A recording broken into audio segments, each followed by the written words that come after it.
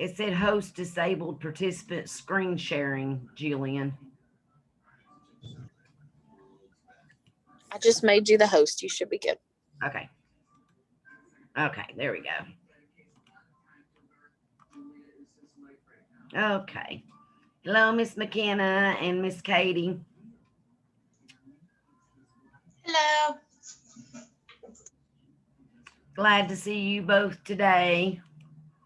So I know a lot of you all have talked about substance abuse, mental health, and suicide because to me they all three interrelate, right? And so what we're going to do is talk a little bit about it, and I want to go ahead and share with you something about me real quick. I really actually worked with Washington County Anti-Drug for 5 years before I became director of Unicoi County. I did grow up in Unicoi County and graduated in 1990 from Unicoi County High School. And whenever I go talk to students about substance abuse and mental health and suicide, I talk about myself as well because I will say I was an avid athlete from fourth grade up until my sophomore year of high school.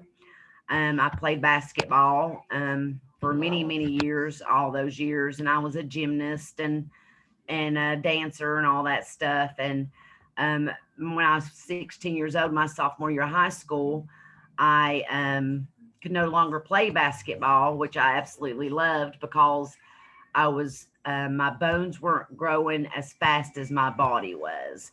So I would break down in the middle of a basketball court, and my knees were really bad. And still to this day, my knees are even worse because I have, rock climbing, mountain biking, and all that stuff. So what happened to me in return is that I turned to drugs. I actually drank alcohol a lot, actually, even up until my early 30s. And I also did a lot of more elevated drugs like cocaine and LSD and crack cocaine and stuff like that, and marijuana, of course. And I am still an addict. I not so much into the harsher drugs, but I still smoke. I am a smoker, and that's one thing I wished I never would have taken up in my lifetime. So when I talk to students, I talk to them about me. We look at that teenage brain, it's constantly under construction, right? And so when I can no longer play basketball or do those types of extracurricular activities, it kind of brought me into depression. And I started having anxiety and stuff like that. So I turned towards substance abuse. So today, I do talk and I'm more open about it. I'm straightforward about it to students because I want them to see that it can happen to anyone, no matter who you are. So how do we deal and cope in today's world? So there's various factors and causes of mental health, substance abuse, and suicide. So like I told you, your brain's constantly changing until you're 25 years old. And so we know, I remember I used to tell my parents I hated them, but I really didn't hate them. It was just, all the crazy hormone stuff going on with me and my life. And so yeah, I was very rebellious. I did have a party when I was 16 years old, and my mom and dad were out of town, and it was awful. No cops, but my church, my mom's church group, actually busted us. So yeah. So needless to say, I was put in jail in my parents' house for 3 months and couldn't do anything. So during that time, I actually decided to take a bunch of pills, and they weren't, there weren't opioids or anything like that, but they did have to pump my stomach. So So anyhow, so the teenage brain, this is a little video. I know if you go to YouTube, I'm afraid if I touch it, it won't actually flash toward it, but it's just a 3 little minute video talking about the construction of your brain. So according to the National Alliance on Mental Illness, one in teenagers between the ages of 12 to 17 will experience or will have a mental health condition nationwide. About half of the mental illnesses begin by the age of 14. Now, my depression and stuff didn't go until I was 16 because really I was so much into sports that I didn't have any, substance abuse issues then.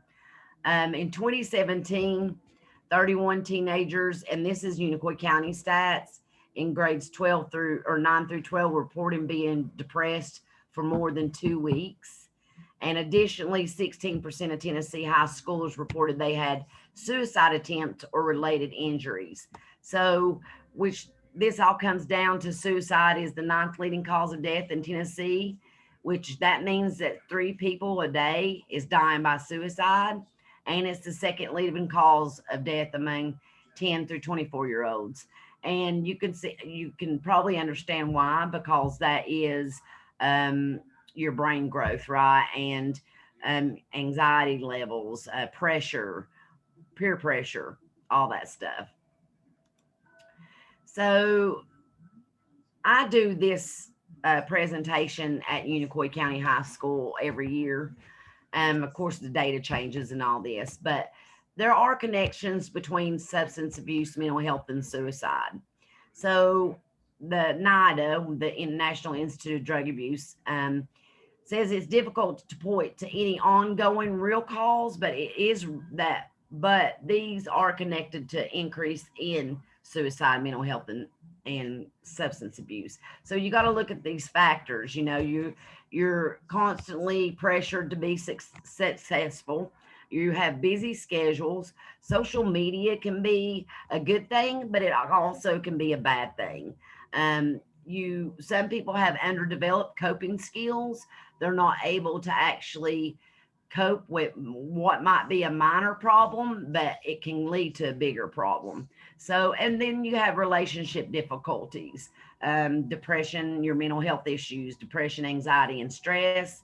And then ACEs. Have you all heard about ACEs? I'm sure you have. Yeah, because I'm sure Jillian talks about it a lot, and trauma.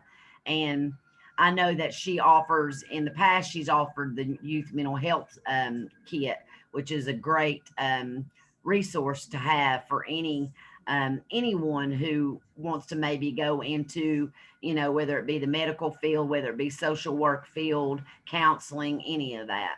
So, and then we got to look at the environmental factors, of course, your bullying, witnessing violence, racism, and homelessness. I mean, I've witnessed violence quite often where I live. I live in, not quite often, but I live on the east side in Johnson City, and I have a drug house two houses down below me. So over the last 3 years, there have been about 4 incidences of gunshots, and so it's quite disturbing to me, but even as an adult. But there are environmental factors that lead to mental health and suicide and substance abuse. So the national survey showed that 60% of high school youth felt a lot of pressure to get good grades. Some students have to work from home or who have to work, to support their family. That can add just added pressure to their problem or their home life. So students who either babysit also have a lot of homework. It leaves less time for you to actually enjoy your life, right? It leaves not a whole lot of time for yourself, whether that might be, in taking an activity or hiking or doing something that you prefer to do.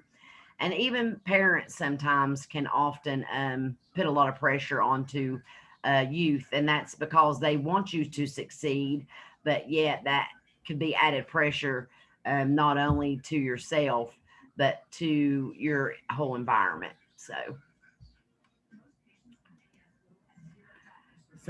I like this. I found this through the social media and mental health. It's a help guide, and I'll send this, of course, to Jillian, and you all can download. All you have to do is click on the social media mental health guide .org, that link right there, and it'll send you to the guide. But social media, you can love it, right? Or you can hate it. So we might love it when it enables us to communicate with our families if they don't live close to us, or our friends. It helps us find new friends and groups that we might be interested in. I know sometimes, like, I have a 1980s 1990s Unicoi County alumni group, which is awesome because not everyone lives in this region. And so, but it also allows you to be creative, and you can discover valuable information. But then social media can also be something that we grow to hate. It may promote negative experiences, such as insecurity or inadequacy about your life and appearance. You might have the fear of missing out on an event, which may trigger anxiety and impact your self esteem. It can increase feelings of loneliness and increases depression and anxiety. And it can create cyberbullying and create self absorption as well. Kind of like a catch 22. So, examples of underdeveloped coping skills and how to change to resiliency. You can go to yourlifeyourvoice.org, and they have great scenarios and videos that you can watch to help you be resilient and learn how to cope in these times. And so there are a difference between underdeveloped skills, which can be highly sensitive. You can become upset and emotional quickly. You can get easily embarrassed, offended, and intimidated. I will say that my stepson is 23 years old, and he has a hard time of dealing or coping with certain things in his life, which I totally understand. But he often gets offended when you suggest something, so it's hard to talk to him about things. And so he will fly off the bat, but that's because he has mental health problems, and his mother has mental health problems. So, but frequent meltdowns can be a thing too, or sometimes just unable to express your feelings. You get distracted and unfocused. And so these are some underdeveloped skills that can actually, you know, create mental health issues. And so, how do you cope? Well, in this day and age, it's harder to cope than it was 20, 30 years ago, when I was in school, middle school, high school, because, the internet and all that stuff didn't come along till in the 90s or 80s 90s. But anyhow, we weren't able to get online. So, but how do you cope? So I think sleeping is a huge point.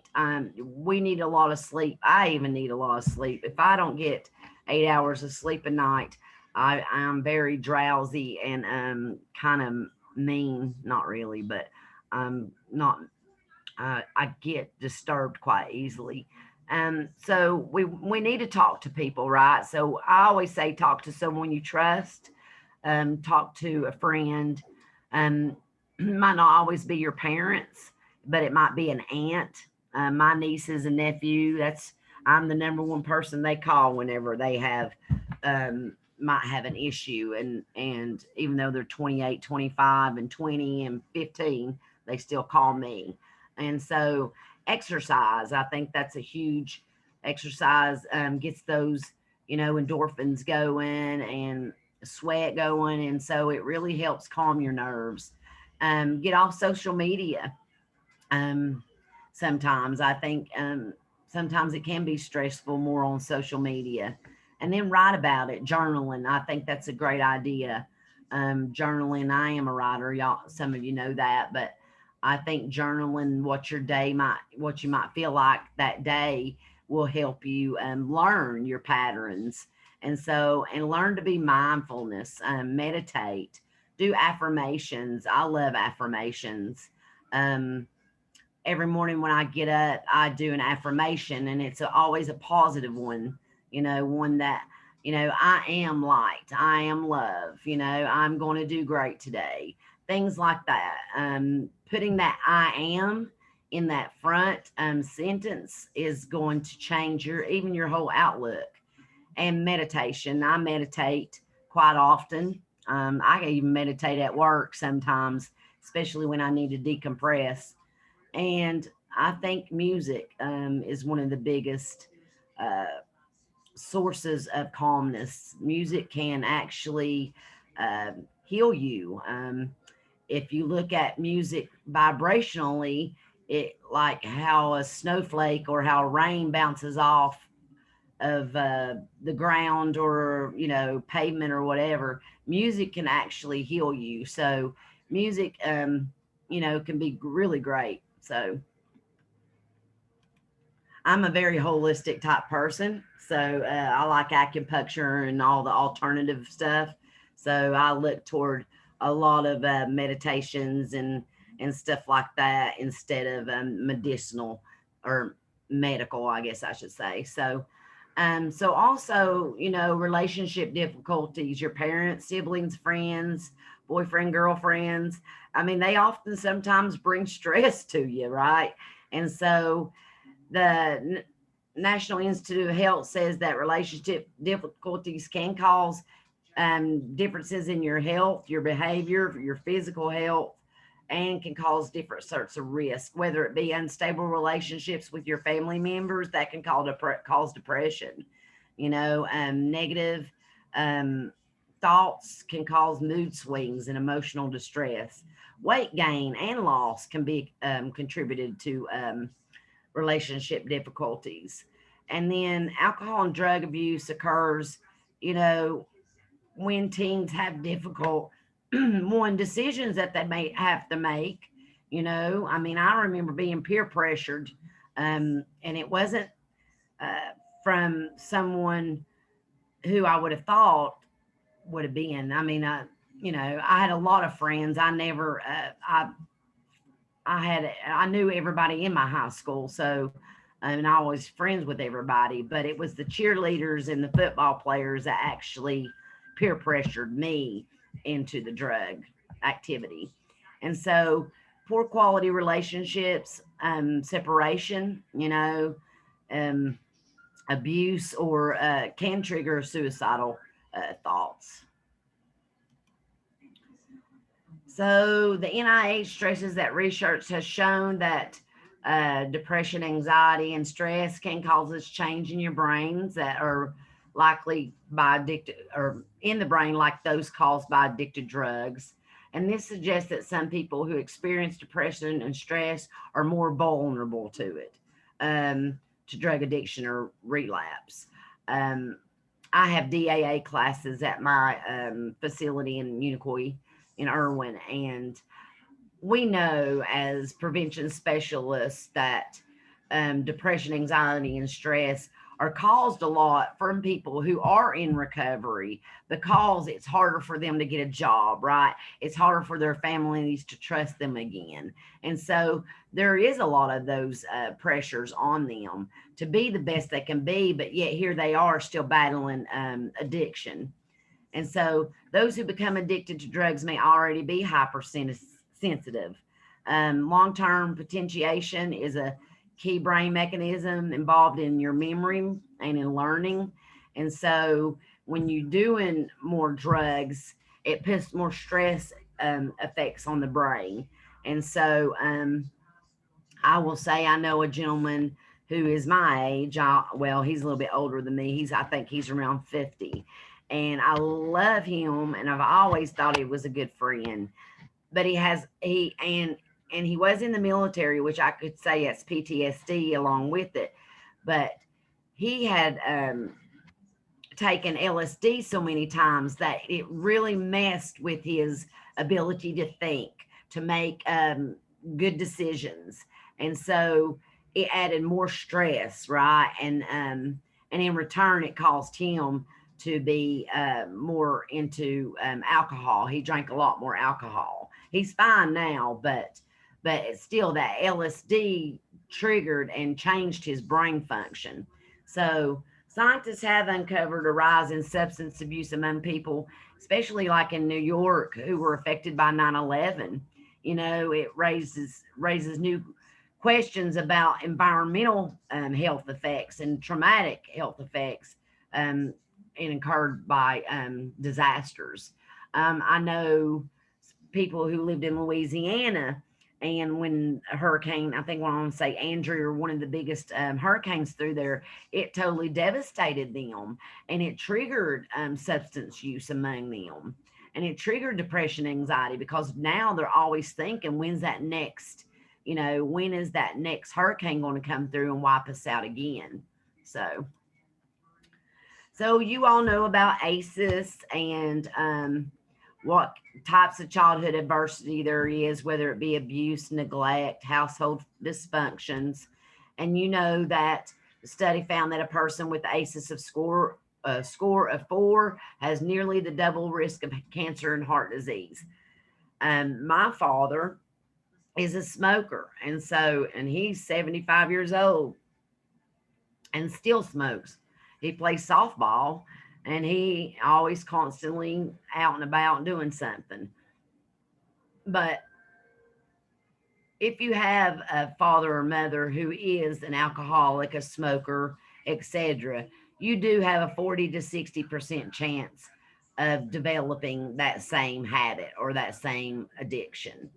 And so, and I understand that, and sometimes it's genetic as well. So, I think every medical field, everybody, even teachers, even when a student comes into the classroom for the first time with a new teacher, I think every teacher needs to have training in ACEs or trauma informed care. So whoop, traumatized people are more likely than others of similar backgrounds to abuse alcohol both before and after being diagnosed with PTSD. So 1/10 to 1/3 of people who survive an accident, illness, or related trauma report problematic alcohol use. Um, I know guys that fought when I was in high school or right after high school was Desert Storm in around 1990 to 1992, and David's a great friend of mine, but he has major PTSD, and it's been very traumatic for him in certain episodes in his life. And so, but women who are exposed to traumatic life events show an increase in substance use disorder. But men and women reporting sexual abuse have higher rates of disorders. Um, I can't see that. I wish I could do that. But, oops. But compared to adolescents who have not been sexually assaulted, if you were a sexual assault victim, are 4.5 times more likely to experience alcohol dependency, 4 times more likely to experience marijuana, and 9 times more likely to experience hard drug abuse or dependence. Um, that's why we always stress um, to teachers and to people who we may work with or talk to in presentations, is that anyone who's had trauma in their life, it is really true that can happen to them. It's not necessarily going to happen to them, but it can, right? There is a bigger probability that it may. And so other factors that I talked about earlier were bullying, racism, and violence. CDC reports that bullying can affect physical and emotional health, both in short term and later in life. Children and adolescents who are bullies are at an increased risk for substance abuse, academic problems, and violence to others later in their life. Those who are bullies and victims of bullying are at a greater risk of mental and behavioral problems. Even students who someone or even students, if I was standing next to someone who was getting bullied, that person who doesn't do anything about it may also report mental and emotional problems later in life. And so I always say stand up for the little guy, right?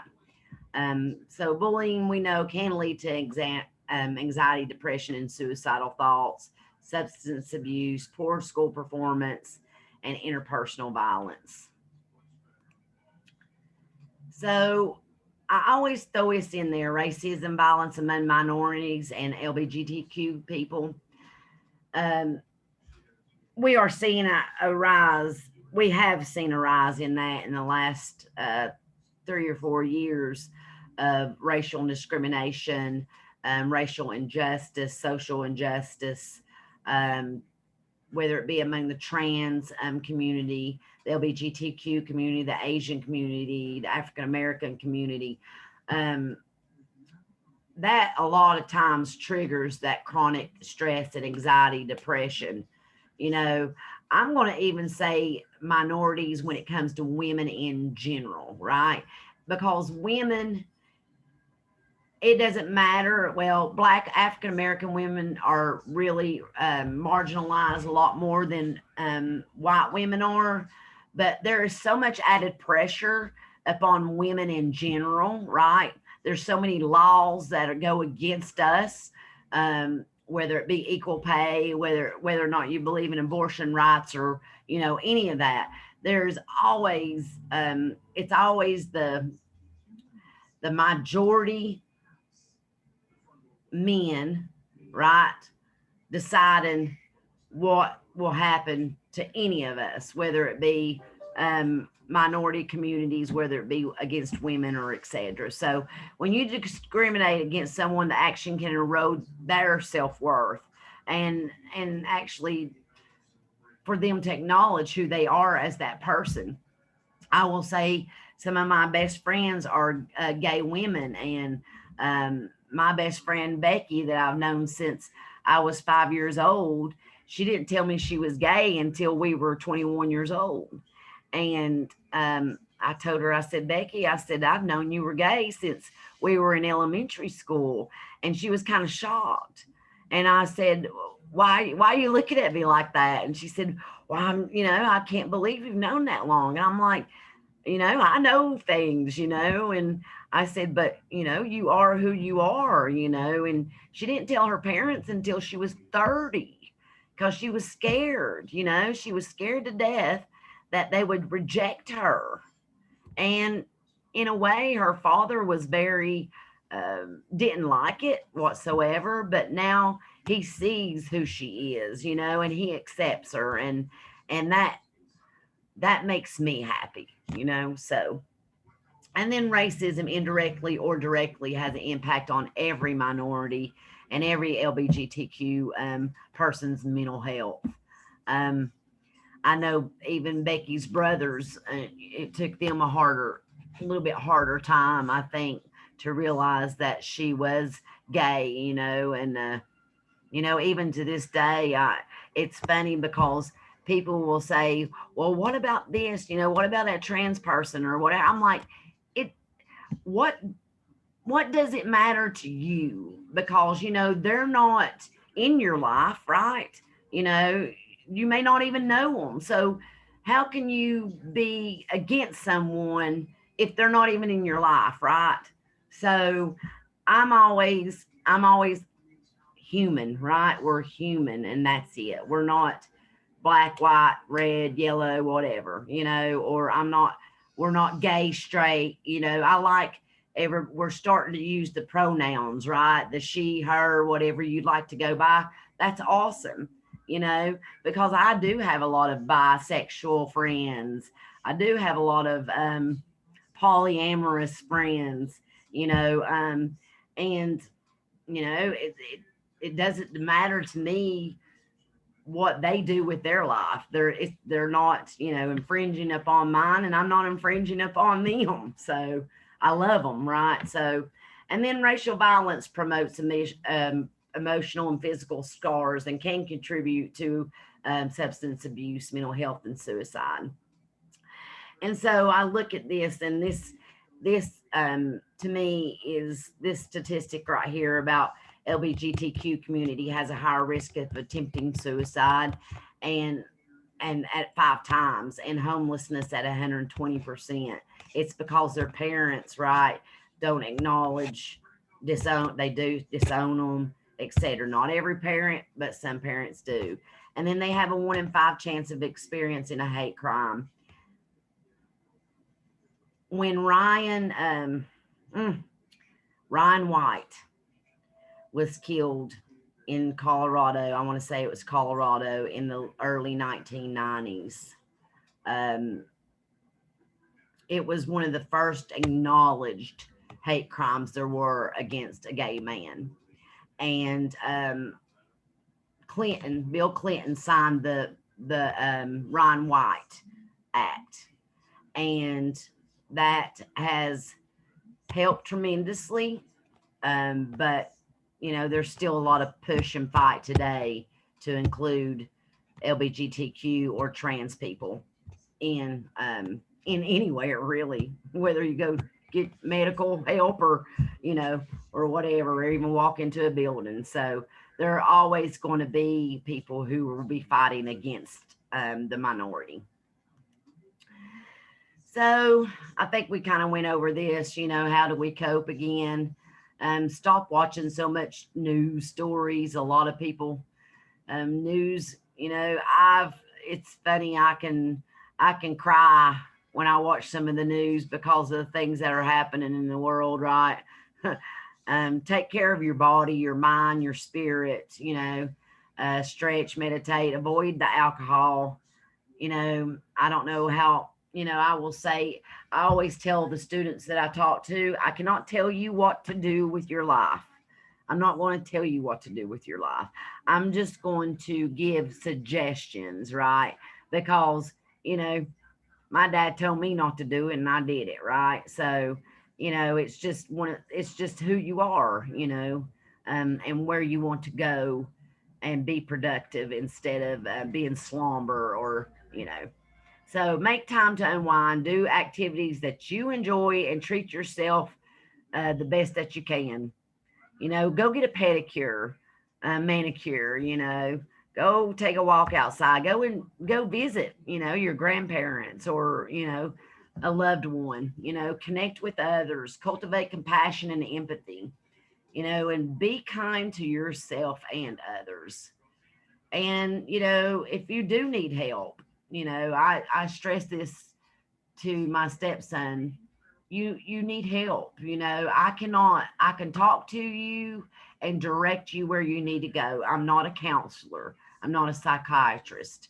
But if you think that any anxiety interferes with your life's activity, it is best to go get therapy or seek someone to be a coach, a life coach for you. Or you may have to get on medication. So, but I'm not an expert, but I can direct you toward where you need to go, right? And so there are some youth resources out there, teen health, trouble teen issues and drug alcohol facts, 5 apps. There's apps out there, which is really cool, that help teens with their mental health. And all these you can link on, and I'll have Jillian print those out for y'all. And then websites, especially for teens, whether it shows resource sites for teens for mental health, substance abuse, and common teen concerns, whether it might be acne, or whether it might be how do you talk to your parents about something. There are resources out there, and the more you research, the more I think you're going to become more knowledgeable. I love research. I think that's one of my favorite things to do. But so I do this in the class, and it won't actually, but I would like you all to find someone. I know it's getting, are any, Katie or McKenna, are you all going to Teen Institute or Tennessee Strong or any of that this year? Are you going to camp or anything like that? I'm not sure yet. Okay. Well, I will suggest that if you all do go to camp or I know Jillian's got the summer camp thing going and all that, to actually start up a conversation with someone you do not know, right? Because that gets you um, stepping out of that comfort zone, right? And get you to learn more about someone who might have similarities to you, but then may go to a different school. You just where you don't see them all the time. And I know you're probably some of you are homeschooled, so that's a challenge in itself, right? But I know that a lot of you get together, and so that's a great help as well. So, but get to know someone other than your typical crowd your friends that you might hang out with. And that's it. Do y'all have any questions? No? Was that full of information? Sometimes it's hard to wrap so much around you because you are going through a lot of challenges and a lot of construction of the brain, right? And so I just say always be patient and take care of yourself. I didn't learn patience much until I was in my late 30s. And so it really grounds you once you learn the patience and once you learn grace and all that, learning how to have faith and hope in humanity, right? So, but I hope y'all enjoyed it, and I hope you enjoy your summer. Enjoy the sunshine, take a walk, take a hike, go swimming, do all kinds of cool things. I appreciate you all being here and listening. Thank you. Thank you. Y'all have a great evening, okay? You too. All right, thanks. Bye. Bye, Miss Katie.